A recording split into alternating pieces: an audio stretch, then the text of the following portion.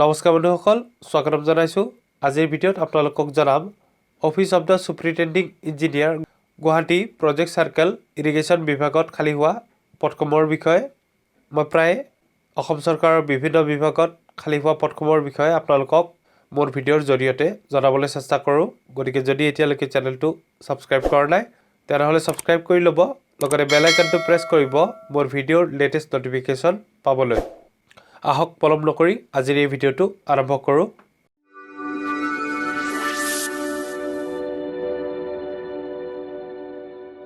অসম চৰকাৰৰ ইৰিগেশ্যন বিভাগৰ office of the superintending engineer Guwahati project চাৰ্কেলত ৯৯টা খালী পদ পূৰণৰ কাৰণে এক বিজ্ঞাপন প্ৰকাশ কৰা হৈছে। এই পদসমূহ হৈছে গ্ৰেড 4 চকীদাৰ, পিয়ন আৰু খালাচী।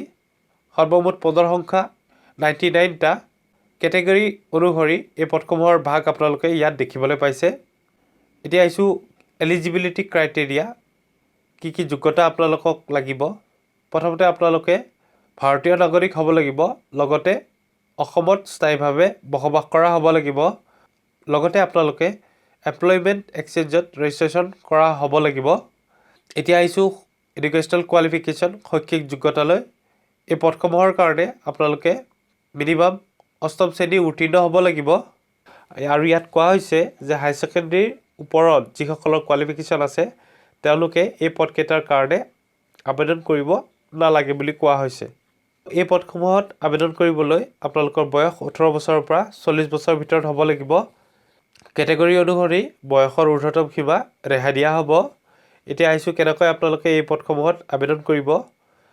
এই পদসমূহত আবেদন কৰিবলৈ আপোনালোকে niyukti.assam.gov.in/irrigation গুৱাহাটী এই ৱেবছাইটটোলৈ যাব লাগিব। এই ৱেবছাইটটোত গৈ আপোনালোকে এই পদসমূহৰ কাৰণে অনলাইন আবেদন কৰিব পাৰিব।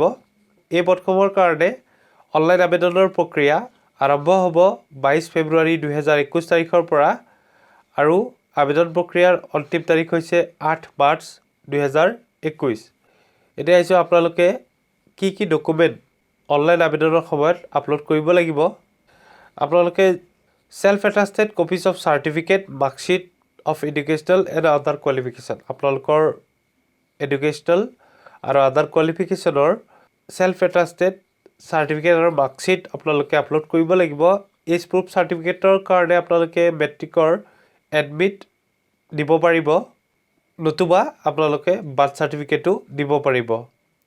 আপোনালোকে এখন পাছপোৰ্ট চাইজ ফটো আপলোড কৰিব লাগিব। এই ফটোখনৰ বেকগ্ৰাউণ্ডটো হোৱাইট হ'ব লাগিব, লগতে আপোনালোকৰ ফটোখনৰ মেক্সিমাম চাইজ হ'ব পাৰিব 50 KB।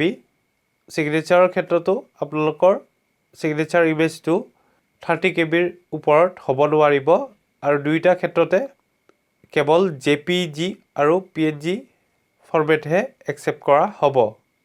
আপোনালোকে এখন ভেলিড এমপ্লয়মেণ্ট এক্সচেঞ্জৰ ৰেজিষ্ট্ৰেশ্যন চাৰ্টিফিকেট আপলোড কৰিব লাগিব। যদি কাষ্ট চাৰ্টিফিকেট আছে কাষ্ট চাৰ্টিফিকেট আপলোড কৰিব। যদি আপোনালোকে PWD বা EWS কেটেগৰীৰ ভিতৰত পৰে তেনেহ'লে আপোনালোকে EWS চাৰ্টিফিকেট বা ডিচেবিলিটি চাৰ্টিফিকেটখন আপলোড কৰিব লাগিব। আপোনালোকে declaration in form A upload কৰিব লাগিব, লগতে ৰেচিডেঞ্চিয়েল চাৰ্টিফিকেট অৰ্থাৎ PRC, আধাৰ কাৰ্ড বা ভোটাৰ ID আপোনালোকে আপলোড কৰিব লাগিব।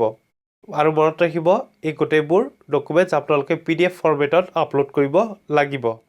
এই পদসমূহৰ কাৰণে আবেদন কৰিবলৈ আপোনালোকৰ এটা ভেলিড ইমেইল ID আৰু কণ্টেক্ট নম্বৰ থাকিব লাগিব, কাৰণ গোটেইখিনি কমিউনিকেশ্যন আপোনালোকৰ এই ID আৰু কণ্টেক্ট নম্বৰৰ জৰিয়তে কৰা হ'ব।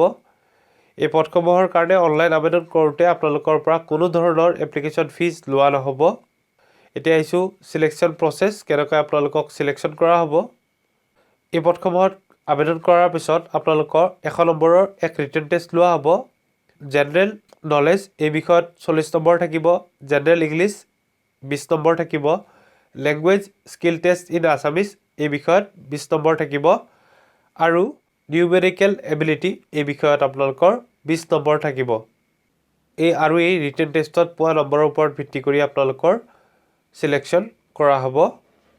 মই মোৰ ভিডিঅ'ৰ ডেছক্ৰিপশ্যনত আপোনালোকক এই বিজ্ঞাপনখনৰ এটা লিংক দি দিম। তাৰ পৰা গৈও আপোনালোকে বিজ্ঞাপনখন ভালকৈ এক্সেছ কৰি ল'ব পাৰিব গতিকে যদি ভিডিঅ'টো ভাল পালে লাইক কৰিব আৰু আপোনাৰ বন্ধুবৰ্গৰ লগত ভিডিঅ'টো শ্বেয়াৰ কৰিব ভিডিঅ'টো চোৱাৰ বাবে ধন্যবাদ